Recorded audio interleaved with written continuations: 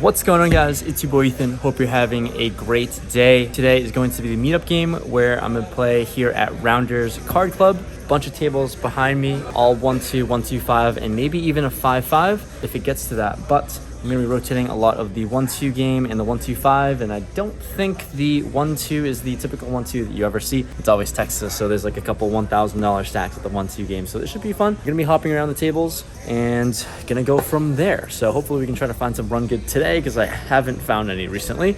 But yeah, if you're new to the channel, subscribe, like the video. It's always much appreciated, and a big thank you to Rounders for having me out here, and gonna have a good time. Let's go send it. Let's go hop into the cards and start playing. Starting things off with $700 to start this 1-2 session. We pick up ace queen offsuit. We're in the big blind and there's a button $7 straddle. There's an early position player who limps. Middle position player raises to $25. We get the low jack and small blind to call. And we're seeing all of this action with a pretty darn good hand. We put in a 3-bet, and I size up to $150 out of position. Action folds to the low jack player, who decides on making the call. He only has about $100 left in his stack, and when everyone else folds, we're basically going to be all in no matter what the flop is. So when the flop comes jack 10 high, we have a gutter and 2 overcards. We're just going to put in the $100 because we're basically all in anyways pre-flop. He makes the call for $95 total, and we are off to a runout. The runout comes unimproved. I show him my ace queen high, and sadly, he has king queen for the turned nut straight. Nice hand, man. Unfortunate start to the session again. Seems like we can't find a winning hand in the higher stakes or the lower stakes. Time to add on for some more. We run into some card death 2 hours later into the session.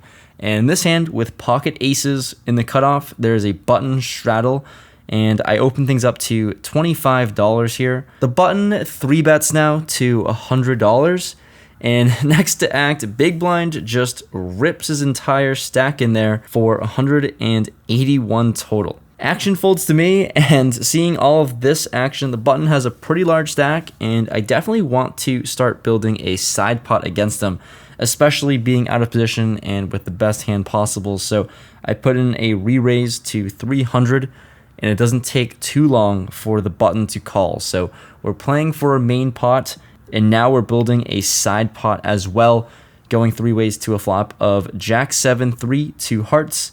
Looking pretty safe for our aces right now. I put out $225 to bet to start, and he doesn't take too long before making the call with about $600 behind. So with a lot of money in the middle and not a lot left behind, the turn comes the 8 of spades. 2 flush draws out there, and on this connected board, I decided to just check my suits, and I see that we block both spade and heart draws. Given it is a 4-bet pot, I'm not too concerned about these draws right now. I decided to check as I don't think I need much protection on this board from these dynamics. So when I check, he decides to rip it all in, and pretty easy snap call for us for about $600. We're off to see a run out 3 ways all in.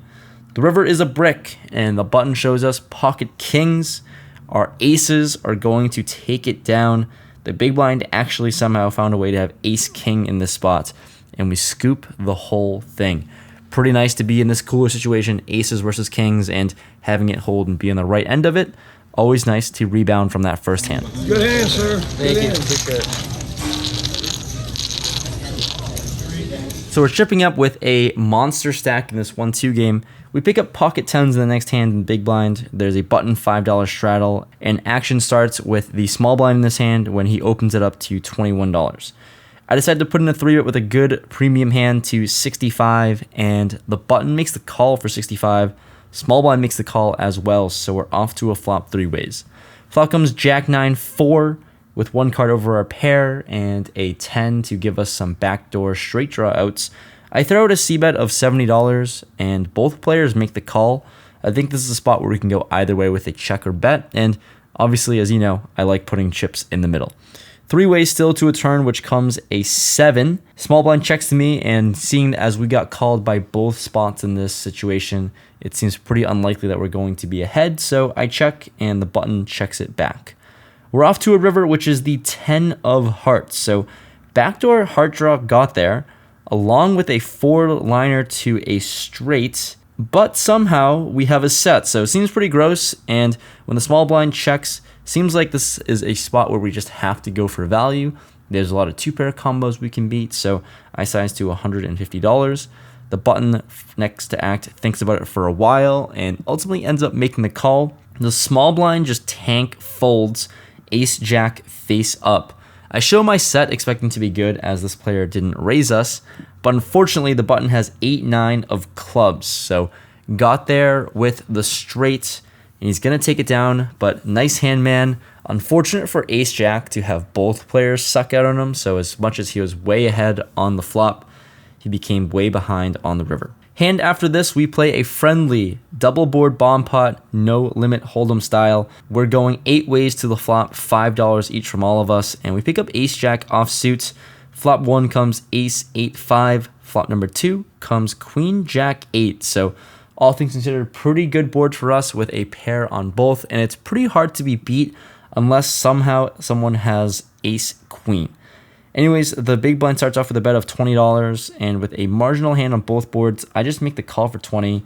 But then something interesting happens when the cutoff puts in a raise to $50, folds around to the big blind. He calls for $30 more, and considering that this cutoff player only had $100 in his stack to start the hand, and the big blind is working with a $280 stack, give or take, I can absolutely call the extra $30 knowing that my hand is never going to be good on both boards given the situation. But I do think jamming sometimes is a lot more fun considering that we can just get it all in, apply some pressure, take advantage of some of the dead money in the middle as well.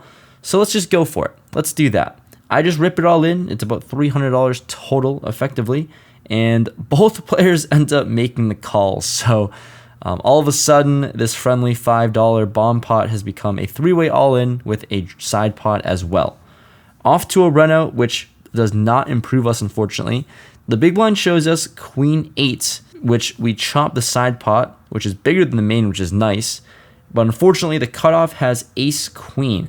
He has one of those hands that beat us on both boards, and we lose the main pot as they all chop up my money. Carlos, Chris, yeah. Thanks for showing out, guys. Yes, sir. Thanks for quitting work for coming here. It's awesome. Okay, taking a break from the poker cash game session. We actually just played on every single 1-2 game that was running. Unfortunately, for myself, poker-wise, a little card dead. As you can see, we didn't play too many hands on the vlog so far, but huge shout out to Rounders because behind me right now is pretty cool. There's like 12 games running, and it was an absolute blast to meet everyone that showed up. For the 1-2 game, we were in for $1,800 and out for $2,420. So decent profit there for being super card dead. But things are going to start heating up and ramping up when we hop into the 5-5 game. We're going to hop into it. That's part of the meetup game too. So we're going to play there for a little bit as well and battle it out on the streets. So there'll be some bigger pots coming, and we'll try to run good. Anyways, let's hop into it. So far, the first half of the day has gone pretty well so far. On to the second half. One of the first interesting spots here in this bigger game, we pick up ace-4 of spades in the big blind, the $10 button straddle on board, and the +2 opens to 40. There are 2 players who make the call, and onto me, I just got dealt in. Let's raise it up and put in some gamble in here. I put in a 3-bet to $250 with a good candidate to 3-bet as a bluff, and only one player in the hijack makes the call. So seeing as he double called twice, doesn't seem like he should have too strong of a holding, but you never know. We're going to a flop out of position. The flop comes 10-3-3 rainbow. And here with a paired board, ace high, I'm just going to throw out a small bet of 150. For 150, pretty small bet here. He decides on making the call, hoping to see some sort of improvement. The turn is the 9 of spades, giving us a backdoor flush draw. Now, I'm just going to keep applying maximum pressure here at this point. So I size up to $600, and he doesn't take too long before ultimately letting his cards go. So always really nice to scoop the first pot that we play in this 5-5 game. Things are going to get a lot bigger. Things have progressively gotten bigger here as we have pocket queens. We're in the on the gun $15 straddle, and to our left is also a $30 straddle. So playing $15-30 stakes here. There's one player who limpy poos the 30. Then the big blind puts in a raise to 130, and I'm next to act, and we're loving this spot. I put in a 3-bet to $400 as both myself and the big blind are playing relatively deep. Action folds around to the big blind player who makes the call. We're off to a flop, which comes Jack 8-8, 2 clubs and a diamond. He checks to me, and pretty much for the same reasons as why I'd bet with Ace 4 on a paired board, I bet small once again to $250. And for $250, he thinks it's a pretty fair price. He makes the call. The turn is one of those really good ones in the Queen of Diamonds, bringing 2 flush draws and obviously the most obvious straight draw that got there in 10-9. He's got about $3,000 left in his stack, and we're trying to position ourselves where we can play for all of it. So when he checks to me, I bet out $900, hoping to get a call, then jam the river pretty easily as we have essentially the nuts behind quads. But for $900, he sadly folds, so no more value here after seeing the perfect turn card. But still, no complaints. Get more chips pushed our way. In the next hand, with Ace 10 offsuit, we're in the big blind, and there's an under the gun $15 straddle. There's a hijack open to 50. Action folds to me, and we're out of position here in the spot with a marginal hand. I put in a 3-bet to 200. The straddler folds, and this hijack player makes the call. So we're off to a flop of King 10 deuce, 2 diamonds. The king should hit us a lot more as a 3-better, but we also have middle pair and top kickers, so I just throw out a bet of 225 to start, thinking we can get a lot of value from draws or worse 10s that can be sticky. For 225, he makes the call. The turn is one of those not so great ones in the Jack of Spades. Board's a lot more connected. We only have 3rd pair now, and there's 2 flush draws. For those reasons, and being out of position, I check it over to him, and luckily, he checks it back. Off to a river, which is the Queen of Spades, so now we've improved to Broadway with an ace, but the spade draw does get there. I debate between betting or checking, and given the line, I think we can just check and let him bluff. This might be a mistake as I should be betting a lot here, but I check. He ends up checking this one back with pocket 9s.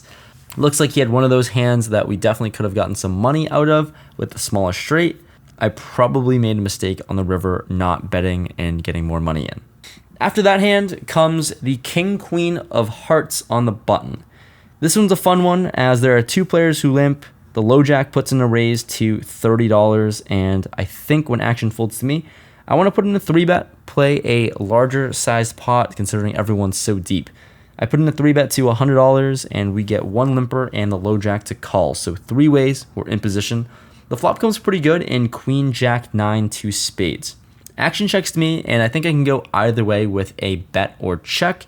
We have top pair, we have a gutter. This board is super connected, so there's definitely a ton of draws to get value from, but also a lot of 2-pair combos or even flop straights that we lose to. For those reasons, I decided to just check this one and see what happens on the turn. Turn comes the Queen of Diamonds, so pretty great as we improve to trips. The limper checks, and the low jack now bets out 165. As played, I don't think it makes too much sense to go for a raise. Although we have a really good hand, I just make the call and the limper folds. So going to a river, hoping to see a brick one. It is the 8 of spades, so nothing like a brick in this situation. 4-liner as any 10 makes a straight. The front door flush got there. But this time, the low jack bets out $245. With about $1,600 behind, I think we're in a pretty gross spot as calling just seems like an absolute worst option. Although it's a pretty good price and we have trips, I think he's repping a straight a lot of the time. But then I end up thinking that we have a queen in hand, so we block a lot of full houses. And I think if we raise to a large enough sizing, we actually put a lot of pressure onto straights and 10x holdings as he loses to a flush, he loses to some full houses, and it's more likely we have that considering we hold a queen in hand. So for those reasons, I put in an experimental raise. Bluffing with trips here is going to be a little creative. I've never done it before, but we're going to try to see if it works. I raise it up to $850 and back onto this player who thinks for a while and looks like he's not in a fun spot, which is pretty much the whole point of putting in this raise as I didn't want him to feel comfortable calling. But ultimately, he does end up making the call. I pretty much just tell him he's good. I show my queen, and this player has Jack 10 offsuit for the straight. Unfortunately, I couldn't let him fold the straight here. Couldn't get him off his hand. Nice hand, nice call.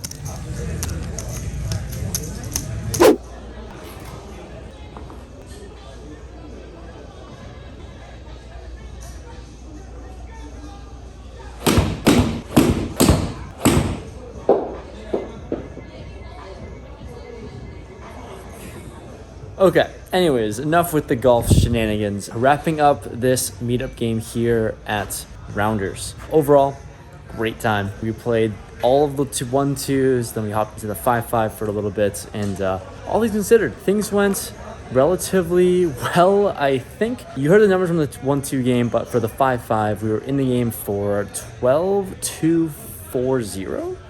If I'm not mistaken, we're out of the game for 11-9-3-5. Those are the numbers I think I have in my head. I think they're right. They seem pretty accurate. So took a little bit of an L. Tried to bluff off with trips. First time ever trying to bluff with trips into a straight. And I thought he was able to fold. That didn't happen. But with that being said, thanks so much for watching this video. We got tomorrow, pretty big game, 25-50 live stream. So that's going to be a lot of fun. I'm going to work more on my golf swing because clearly it needs a lot of work and it sucks. But after a whole day of poker, thank you so much for tuning into this vlog. It's been a ton of fun, and we'll be back next video for a much bigger game. See you guys next time. Peace.